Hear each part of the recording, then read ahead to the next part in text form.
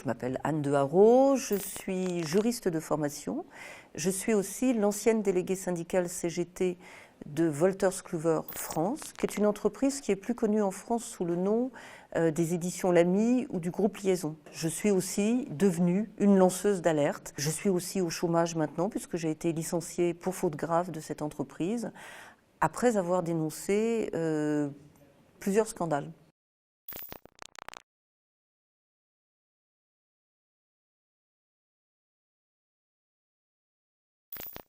Je n'ai pas toutes les explications sur le nombre de dysfonctionnements ou de fraudes qu'on a trouvés dans ce dossier.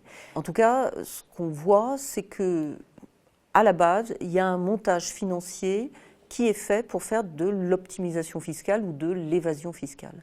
Ça a un effet direct sur la participation des salariés.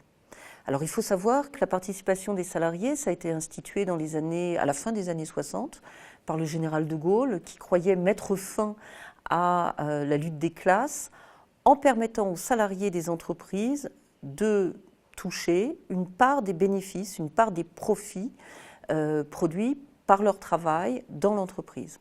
Et donc, il y a des ordonnances qui, en 1967, généralisent le fait qu'une réserve de participation soit calculée dans toutes les entreprises. Le calcul de cette réserve de participation se fait sur le résultat net fiscal.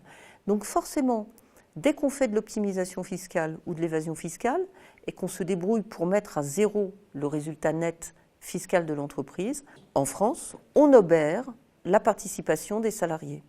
Et donc dans beaucoup de groupes où il y a de l'optimisation fiscale, les premières victimes de cette opération, ce sont les salariés qui perdent leur participation.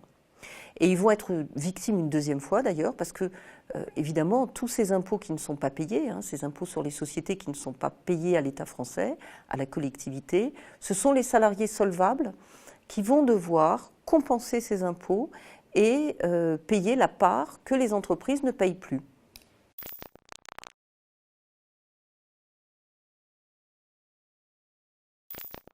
En 2007, notre employeur nous dit, voilà, nous allons réaliser la fusion des 9 sociétés du groupe français et nous allons créer une grande société qui sera plus puissante et qui, comme on pourra, intervenir et faire des appels d'offres de façon efficace. Alors évidemment, la fusion des 9 sociétés du groupe, ça veut dire pour nous qu'on va devenir une seule société, ça veut dire que tous les accords d'entreprise vont tomber et qu'il va falloir renégocier tous les accords d'entreprise. Je dis nous, je parle des représentants du personnel. Nous étions 3 comités d'entreprise à gérer l'ensemble des salariés du groupe Wolters Kluwer. L'employeur omet, dans les présentations qu'il nous fait, de nous dire que pour réaliser cette fusion des 9 sociétés, en une seule, il va s'endetter. Et il va s'endetter auprès de la maison mère. Alors, c'est un schéma assez complexe, on a mis des mois et des mois à en prendre connaissance et à le comprendre. Pour faire simple, ce qui s'est passé, c'est que l'entreprise s'est rachetée à elle-même ce qu'elle possédait déjà. Alors déjà, ça interroge un petit peu le bon sens. Et pour se racheter à elle-même, elle s'est valorisée, non pas à la valeur du bilan comptable, mais à la valeur du marché. Et ça, c'est interdit normalement par la loi française. Du coup, une plus-value énorme a été générée, qui est remontée immédiatement à la maison mère. Et la maison mère, dans le même temps, a également déduit de ses impôts le prêt qu'elle avait consenti à sa filiale française. Donc, c'est une opération à plusieurs bandes qui a permis une optimisation fiscale et qui a permis le versement de 555 millions d'euros de dividendes, ce qui est une somme non négligeable, pour l'année 2007. Et à partir de là, à partir du moment où l'entreprise était structurellement et artificiellement endettée, le résultat net fiscal était à zéro et donc il était impossible de dégager une prime de participation.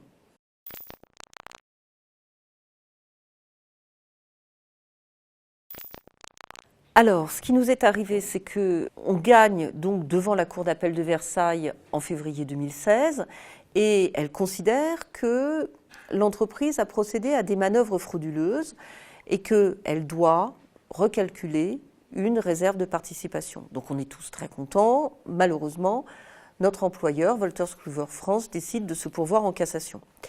Nous voilà donc devant la Cour de cassation. Nous pensons que nous avons des arguments qui se tiennent. Franchement, moi je m'attendais à ce que l'arrêt de la Cour d'appel soit cassé, mais je m'attendais à ce que l'arrêt de la Cour d'appel soit cassé avec renvoi. Le renvoi, c'est lorsque la Cour de cassation décide de renvoyer devant une cour d'appel, une autre cour d'appel que celle qui a jugé une première fois, et cette seconde cour d'appel va regarder à nouveau le dossier, va qualifier de nouveau et va regarder les faits et va apporter une solution. Donc on s'attend à retourner devant une deuxième cour d'appel. Franchement, on s'attendait à ce qu'on nous dise « Écoutez, la fraude n'est pas suffisamment établie, est-ce que vous pouvez vraiment prouver les éléments de fraude ?» Parce que quand on invoque la fraude, c'est quelque chose de grave et il nous paraissait légitime de devoir apporter la meilleure preuve possible. Mais on ne s'attendait pas du tout à ce qui s'est passé devant la Cour de cassation et on a été surpris par la décision elle-même et puis par le fait que 3 des magistrats qui ont siégé se sont révélés en fait avoir des liens très forts avec notre employeur puisqu'ils étaient salariés de l'entreprise Wolters Kluwer pour des prestations de formation qu'ils réalisaient plusieurs fois dans l'année et pour laquelle ils étaient rétribués.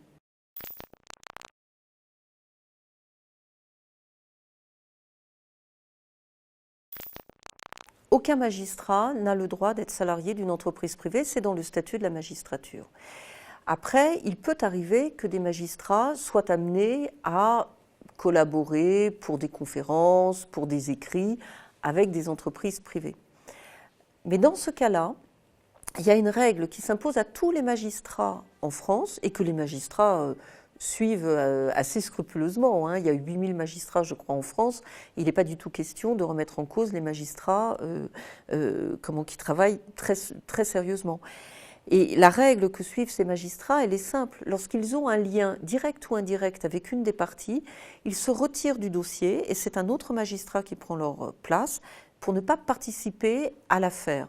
Bon, c'est une règle simple qui permet de garantir à tous les justiciables que leur affaire va être jugée de façon complètement impartiale. Alors nous, ça n'a pas été le cas. On a ces 3 magistrats, et pas des moindres, parce que c'est quand même le président Yves Frouin, donc président de la Chambre sociale à l'époque.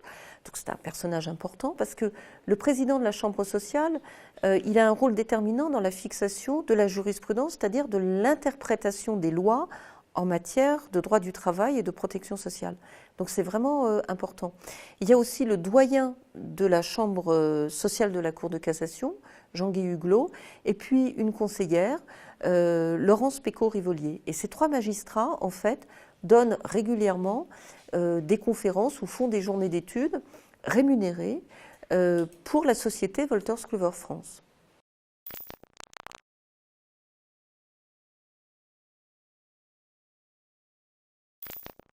À la suite de ça, en fait, j'ai été contactée par un journaliste du Canard enchaîné, parce que c'est ce média-là qui a révélé l'affaire, et il va me demander des preuves. Alors on commence à chercher des preuves. Mon premier réflexe, c'est d'aller voir les listes électorales, liste de tous les salariés. Bon, les magistrats ne figuraient pas dans ces listes.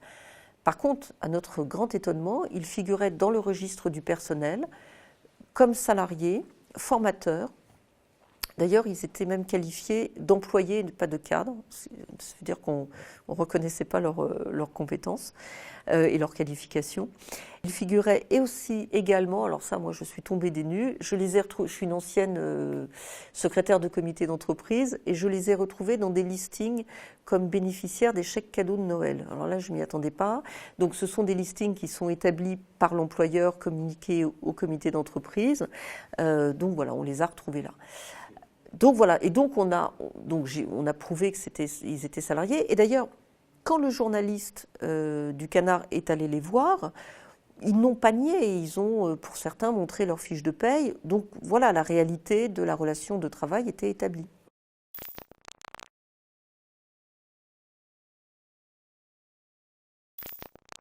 Alors, mon actualité, c'est d'abord d'avoir la décision du Conseil de discipline du CSM, du Conseil supérieur de la magistrature, puisque les 3 magistrats en cause ont été entendus par le Conseil de discipline et maintenant nous attendons la solution et voir s'ils sont sanctionnés ou non. Nous avons aussi saisi la Cour européenne des droits de l'homme parce que nous pensons que le procès a été inéquitable et qu'il y a un manque d'impartialité. Après, moi j'ai été licenciée pour faute grave à la suite de ces événements-là. Je me suis retrouvée au chômage, donc actuellement je suis en recherche d'emploi. Mais j'anime également un groupe de travail avec la CGT sur les questions de montage financier, les effets sur la participation. Et en fait, nous travaillons sur des dossiers. Donc on a travaillé sur le dossier McDonald's, par exemple. C'est cette multinationale qui ne paye d'impôts dans aucun pays du monde et qui, en France, se débrouille pour fixer le prix des loyers. Alors, c'est des loyers flottants qui annulent le chiffre d'affaires. Et comme ça, on ne paye pas d'impôts et on ne paye pas non plus de primes de participation aux salariés. Donc ce dossier-là est examiné actuellement par le parquet national financier et on attend une solution. On a travaillé aussi sur l'affaire Lapeyre. Alors là, c'est le groupe Saint-Gobain qui est d'ailleurs en train de vendre les usines Lapeyre. Et donc ces salariés ne perçoivent pas de participation. Alors là, il n'y a pas d'optimisation fiscale, c'est juste une optimisation sociale. Et en fait, Lapeyre se débrouille pour concentrer tous les bénéfices dans une société où il n'y a pas de salariés. Et on concentre les pertes dans les sociétés où il y a des salariés. Et de ce fait-là, on ne paye pas la participation aux salariés. Et donc voilà, donc on travaille sur des dossiers. Alors pour McDo, c'est devant le parquet national financier. Pour Lapeyre, là, ça va arriver devant la cour d'appel de Paris.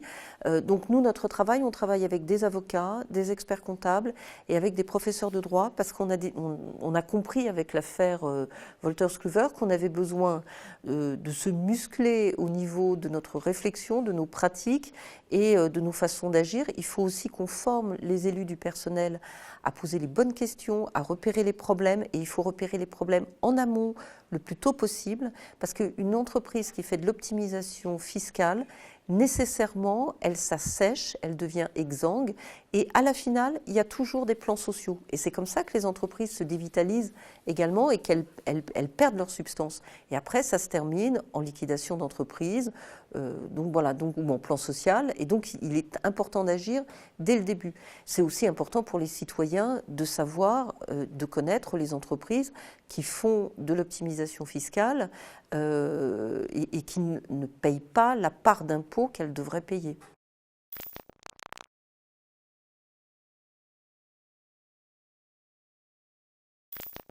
Alors moi, je suis un peu timide pour parler d'intelligence économique, mais oui, l'idée, c'est de toute façon de se former et de comprendre, et surtout de ne pas laisser aux employeurs, de ne pas laisser aux fiscalistes la seule maîtrise de ces questions-là. Il faut absolument que du côté des salariés, nous ayons aussi la maîtrise de ce vocabulaire, de ces pratiques, et que nous ayons cette compréhension pour pouvoir les réfuter, pour pouvoir les attaquer.